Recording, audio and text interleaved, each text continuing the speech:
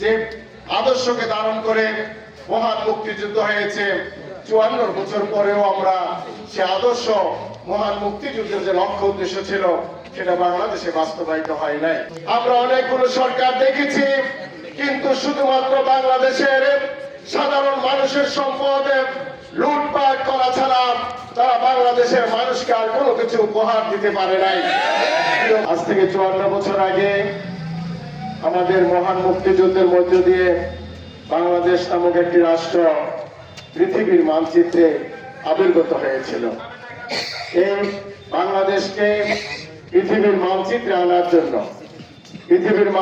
আনার জন্য যারা ত্যাগ করেছেন, তারা আত্মত্যাগ করেছেন, জীবন দিয়েছেন, তাদেরকে আমরা শ্রদ্ধার সাথে স্মরণ করছি। প্রিয় ভাইয়েরা আমার, 1971 সালে এই বাংলাদেশ স্বাধীন হয়েছিল কয়েকটি বিষয়কে সামনে রেখে।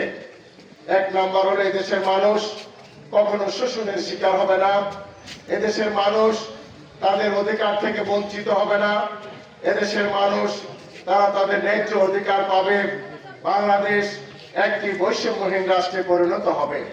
কিন্তু 54 বছর পরে, 54 বছরের মধ্যে আমরা কি দেখলাম?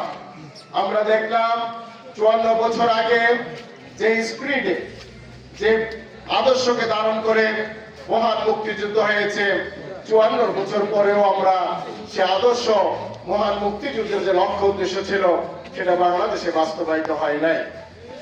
মহান মুক্তিযুদ্ধের স্পিরিট ছিল দুর্নীতিমুক্ত একটি বাংলাদেশ গড়া, কিন্তু 54 বছরে আমরা বাংলাদেশকে দুর্নীতি মুক্ত করতে পারি নাই।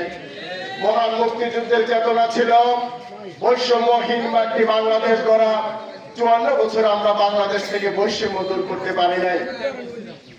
মহান মুক্তিযুদ্ধের চেতনা ছিল সাম্প্রদায়িক সম্প্রীতির একটি বাংলাদেশ গড়া, কিন্তু 54 বছরের মধ্যে আমরা সাম্প্রদায়িক সম্প্রীতির বাংলাদেশ গড়তে পারি নাই।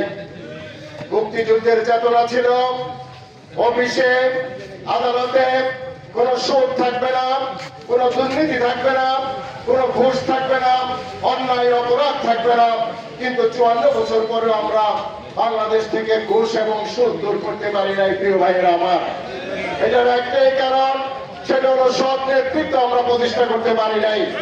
গত 54 বছরে অনেকগুলো সরকার দেশের মানুষ রাষ্ট্র পরিচালনার জন্য দায়িত্ব দিয়েছেন। আমরা অনেকগুলো সরকার দেখেছি, কিন্তু শুধুমাত্র বাংলাদেশের সাধারণ মানুষের সম্পদ লুটপাট করা ছাড়া তারা বাংলাদেশের মানুষকে আর কোনো কিছু উপহার দিতে পারে নাই। প্রিয় ভাইয়েরা আমার, আগামী 12 ফেব্রুয়ারি বাংলাদেশের জন্য অত্যন্ত গুরুত্বপূর্ণ একটি দিন। যে দিনে বাংলাদেশে একটি নতুন সিদ্ধান্ত হবে, আগামী দিনে নতুন বাংলাদেশ গড়ার জন্য এদেশের মানুষ স্বপ্ন দেখছে।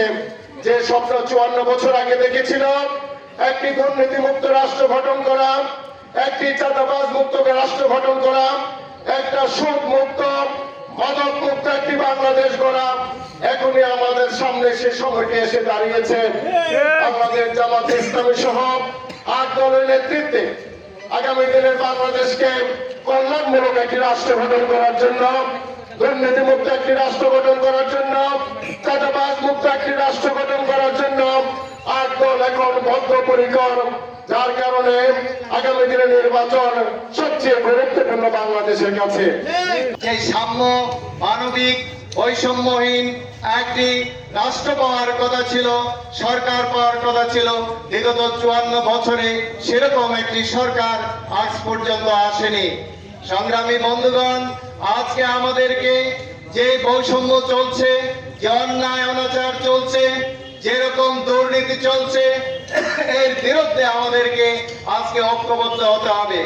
বিজয়ের সেই 9 মাস রক্তক্ষয়ী সংগ্রামের মধ্য দিয়ে যে দেশের আবাল বৃদ্ধ বনিতা যে অন্যায়ের বিরুদ্ধে যুদ্ধ করে সেদিন বিজয় ছিনিয়ে এনেছিল, যেই প্রত্যাশা নিয়ে এই দেশ স্বাধীন করেছিল, সেই প্রত্যাশা পূরণের জন্য আজকে সময় এসছে আমাদের সকলকে ঐক্যবদ্ধ হওয়ার। আমরা আগামীর বাংলাদেশ ন্যায় এবং ইনসাফের, দুর্নীতিমুক্ত মুক্ত চাঁদাবাজ মুক্ত, সন্ত্রাস মুক্ত একটি সমাজ গড়ার জন্য বাংলাদেশ জামাত ইসলামী সারা দেশে যেভাবে বদ্ধপরিকর, খাগড়াছড়ি পার্বত্য জেলাতেও আমরা স্বাধীনতা সার্বভৌমত্ব টিকিয়ে রাখার জন্য আমরা সবাই ঐক্যবদ্ধভাবে ভূমিকা রাখবো ইনশাআল্লাহ।